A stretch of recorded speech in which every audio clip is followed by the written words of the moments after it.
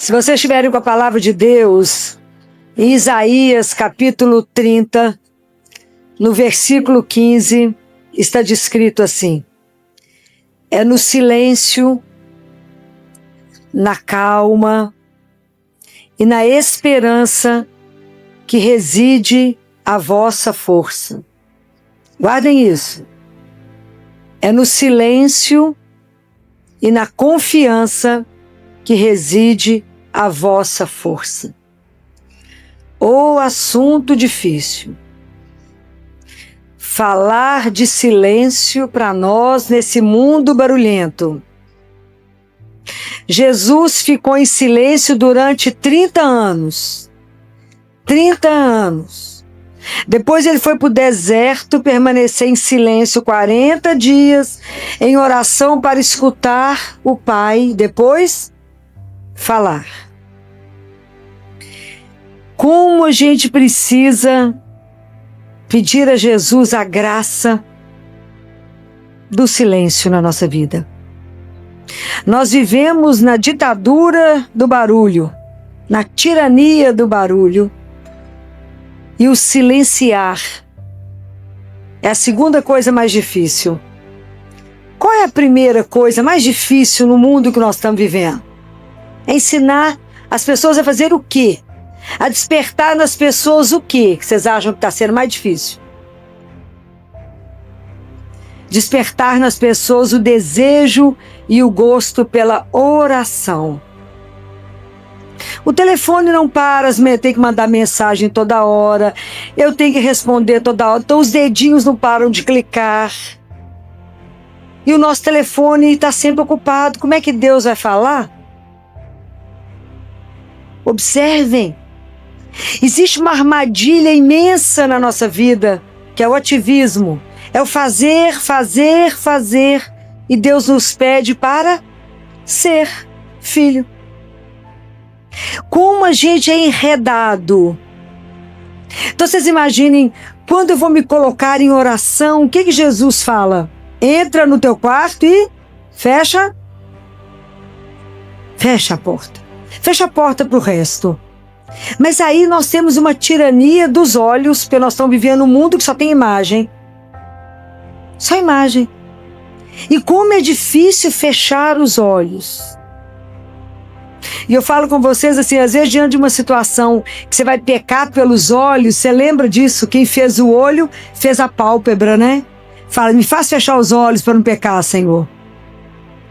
Como é difícil a gente fechar os olhos para abrir os olhos para Deus.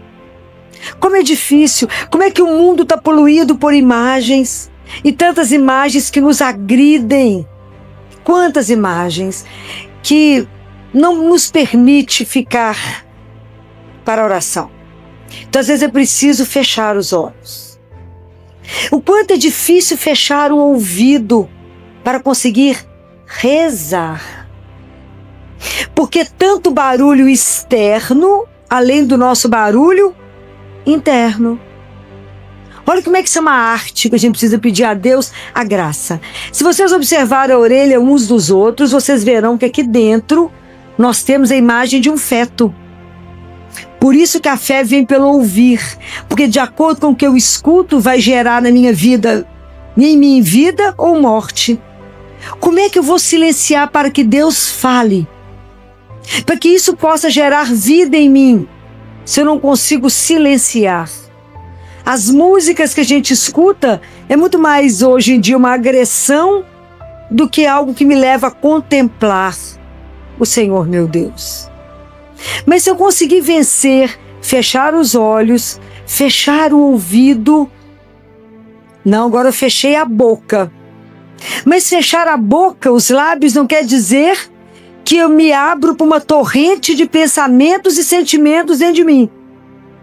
Eu estou tentando rezar, fechar a porta do quarto, mas aí eu penso naquela pessoa que me ofendeu, naquele discurso que eu vou fazer, que eu vou encontrar fulano e vou brigar. Aí vem os rancores, vem as paixões, vem os medos, vem tanto ódio. Você rezou o quê? Nada. Mas ficou ali diante da imagem de Jesus, fazendo o quê? Nada. Olha que luta que é vencer o silêncio. Porque, na verdade, o silêncio é quando eu consigo calar as paixões do meu eu para permitir que Deus faça. Olha que luta que é a vida da oração. Porque eu não posso entrar numa repetição automática sem saber o que eu estou falando. A gente reza no automático. A gente liga uma primeira e reza. Fala, o que você falou? Ah, não sei. Qual foi a frase que eu falei com vocês de Isaías? Acabei de falar. O que foi que eu falei com vocês? É no silêncio e na esperança que reside a vossa força. No silêncio e na esperança. Quanto mais perto de Deus, mais cheio do Espírito, mais calado. Quer ver uma imagem que vocês nunca vão esquecer? Já viram o caminhão vasculante, caminhão caçamba? Já viram ele andando quando ele está vazio? Ele bate o tempo inteiro e faz barulho. Veja esse mesmo caminhão cheio. E ele é silencioso. Por que Maria era silenciosa? Que é cheia de Deus. Compreendem? Então, quanto mais a gente caminha para estar cheio de Deus, mais as palavras não são necessárias. Mais a gente se cala de admiração diante de tudo de Deus. Mas quão difícil, meu Deus, é esse caminho do silêncio. Quão difícil é. Então prestem atenção. Jesus foi na casa de Marta, todo mundo conhece isso. Marta e Maria. E chegou lá, Maria sentou aonde? Nos pés de... Aí Marta, desesperada para fazer comida para aquele tanto de homem. Marta estava certa ou errada? Ela estava certa. Ela tinha que, imagina, fazer comida para 13, 14, devia ter uns 20 homens lá para comer. Ela não estava errada. O que estava errado em Marta? O que Jesus chama a atenção dela? Porque ela estava por dentro dissipada. Ela estava de olho em Maria. Ela estava dissipada. Por quê? É o mal que a gente comete hoje. Porque ela achou que tinha que fazer tudo sozinha pela força das mãos dela. Essa é a questão. É o que Jesus fala. Não confie em vocês, confie em... É no silêncio e na confiança que reside a vossa força. Vocês vão sair daqui sabendo esse versículo. Então Jesus fala para ela, Marta, Marta, tu te inquietas com muito pouco. Então qual é a grande tentação nossa? Achar que primeiro temos que fazer. É o inverso. Primeiro eu me encho de Deus, depois eu faço. Um dia um sacerdote foi procurar Madre Teresa de Calcutá. Ligou para lá e as funcionárias que atenderam, as irmãs falaram, a madre não pode receber ninguém. Ele fingiu que não escutou, foi lá do mesmo jeito. Chegou lá na casa da Madre Teresa e a moça toda educada, a outra freirinha, falou, a irmã não pode atender. Ele ficou parado como se não tivesse escutado. Aí a moça foi lá, a freirinha foi lá e chamou a Madre Teresa. Aí disse que a Madre Teresa veio, que aquele jeitinho dela, com a mãozinha segurando o terço, que ela não tirava o tercinho da mão, olhou para o sacerdote, chamou ele para uma sala, e o sacerdote preparou para conversar com ela. Estava tudo na cabeça dele, tudo que ele tinha que falar com ela, e Madre Teresa fez uma pergunta para ele. Vocês têm noção qual foi a pergunta que ela fez para ele? Ela perguntou assim para ele, quanto tempo você reza no dia? Pode imaginar o susto que o sacerdote tomou? Falou, uai, eu rezo o ofício todo dia, eu celebro missa e rezo o terço que eu aprendi com a minha avó. Ela falou, isso não basta. Isso não basta. Porque para o amor eu não posso dar o mínimo. O amor exige o máximo. Então eu preciso rezar mais tempo. Como é que você acha que eu saio para a rua para ajudar os outros, se eu não me encher daquele que é o amor? Porque para ajudar os pobres, sem Deus nós somos pobres demais para ajudar os pobres. Quer dizer, o que nós temos para ajudar alguém se eu não me encher de Deus primeiro? Que amor eu tenho para dar para o outro se eu não me encher do único amor que me faz amar e entender que somos irmãos? Como que eu vou cuidar bem do meu irmão que está caído na rua? Não julgá-lo, não condená-lo. Como é que eu vou saber o que ele precisa se eu não estiver cheio de Deus que me faz chegar perto daquele meu irmão caído e falar o que você precisa agora? E não dar para ele o que eu acho que ele precisa. Nós temos que ter humildade. É seu irmão. Então você pergunta para aqueles que você encontra na porta dos lugares que você vai, às vezes na padaria, às vezes no restaurante, o que você precisa agora. Ele é seu irmão, é irmão de rua. Ele tem direito a escolher o que ele quer comer. Ele também tem sabor, também tem paladar. Não vai comer aquilo que eu acho que ele gosta. Pergunta para ele, esse paladar é o seu? Ter coragem de olhar nos olhos, somos irmãos. Isso é seríssimo. Eu não posso, senão eu faço igual aquela história que vocês conhecem. Eu não posso dar, obrigada, eu não posso dar para o leão alface e dar para o coelho carne. Olha para o seu irmão que está caído. Olha para ele. Mas para você fazer isso primeiro, você tem que estar cheio de Deus. Não invertam as coisas. Cuidado com a tirania do ter que fazer. Não, eu tenho que ser. O quê? Filha do meu pai.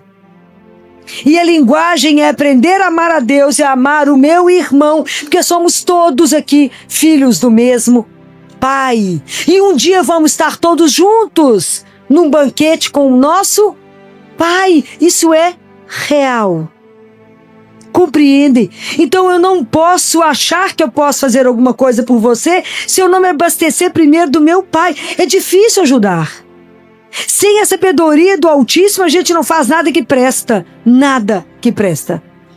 Mas tudo a gente tem que ser dependente de Deus. Mas para mim ser dependente dele, eu tenho que me silenciar. Senão como é que Deus vai falar? Não vai. Fala, não escuto. A gente vive um diálogo de surdo com Deus. Surdo-mudo. Não consigo ouvir. Imagine São José, que homem do silêncio, mas na prontidão do anúncio do que qual ordem o Senhor vai me dar para fazer. Sabe os atletas que ficam tudo em silêncio esperando o tiro para dar a corrida? É assim que a gente tem que estar diante de Deus, em silêncio, porque senão Deus não consegue comunicar comigo. Mas se eu vivo na tirania do meu eu quero, eu preciso, eu faço. É o contrário. Vá lá e fala, se o Senhor não me der a graça, obrigado. Se o Senhor não me der a graça de silenciar, de me esvaziar, de entender que eu sou criatura, que eu fui feita pelo Senhor, ter a humildade. O que é humildade, gente? Não é ser retardado, não. O que é humildade? Humildade é humus. Humus é a consciência de que eu sou a criatura, eu sou nada. Ele é o Senhor, Ele que faz todas as coisas em mim. Eu não sou capaz de nada. Sem Deus eu não sou capaz de ter levantado. Sem Deus eu não sou capaz de existir. Eu preciso aprender a silenciar. Eu preciso aprender de verdade. De verdade. Amar o meu Senhor e só viver para servi-lo. E não servir a mim mesmo. Fazer as coisas para que as pessoas vejam e falam, uau, o que ela fez? Nós temos que aprender a fazer as coisas em silêncio, escondido, que só um veja. Que é Deus. É só Ele que tem que ver. É só Ele que tem que olhar para nós. Mas nós corremos um risco absurdo. Vocês lembram quando Jesus saiu de Betânia?